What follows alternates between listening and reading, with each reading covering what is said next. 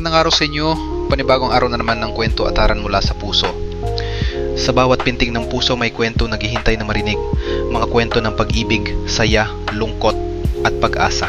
At dito, lahat ng yun ay may puwang. Ako si DJ Heartline, kaibigan mo sa lahat ng yugto ng pag-ibig.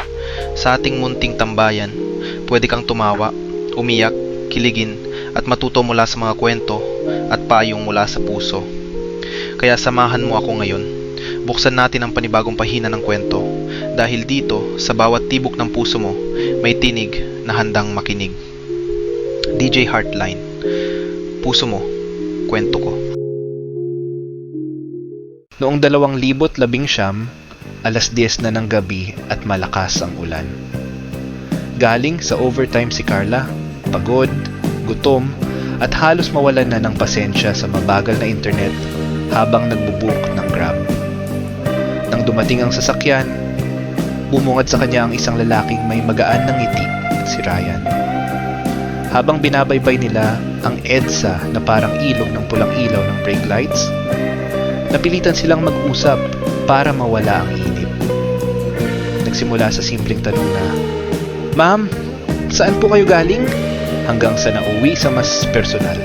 Paborito nilang pagkain, mga kwento ng kabataan, at ang mga pangarap na parang matagal nang gustong marinig ng isa't isa. Sa sumunod na linggo, nagkataong siya ulit ang naging driver ni Carla. At muli,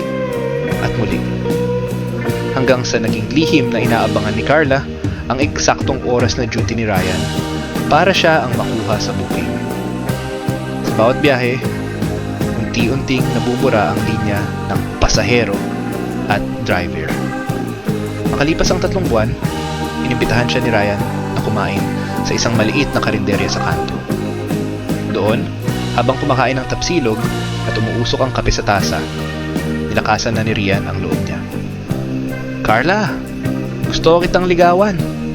Walang drama, walang sobrang engrandeng setup, pero ramdam ni Carla na totoo. Ngayon, 4 na taon na silang magkasama. At minsan, kapag umuulan, binubuksan nila ang bintana habang nagdadrive at tinatawanan ang simula ng lahat. Isang random booking na naging biyaheng panghabang buhay. Ang aral sa ating istorya ay minsan, sa gitna ng trapiko, ulan at pagod, doon darating ang taong magpapagaan ng biyahe mo, hindi lang sa kalsada, kundi sa buong buhay mo. At pangalawa, ang tadhana, kahit walang abiso, marunong maglatag ng eksaktong oras at lugar para magtagpo ang 2 taong itinadhana. Pangatlo, hindi mo kailangang hanapin ng pilit ang pag-ibig. Madalas, kusa itong dumarating sa oras na least expected. At ang huli ay, ang bawat biyahe sa buhay ay may kasamang mga hintuan at destinasyon.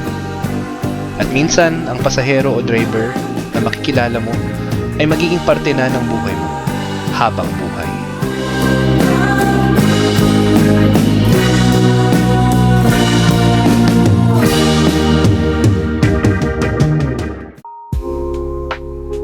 At yan nagtatapos sa ating kwento para sa araw na ito.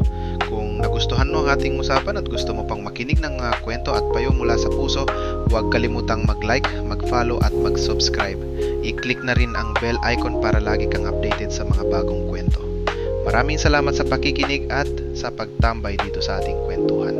Sana ay naliwanagan ka at sana ay napangiti ko rin ang puso mo. Hanggang sa susunod nating pag-uusap, ingatan mo ang puso mo dahil dito palagi kang may karamay. Ako si DJ Heartline, puso mo.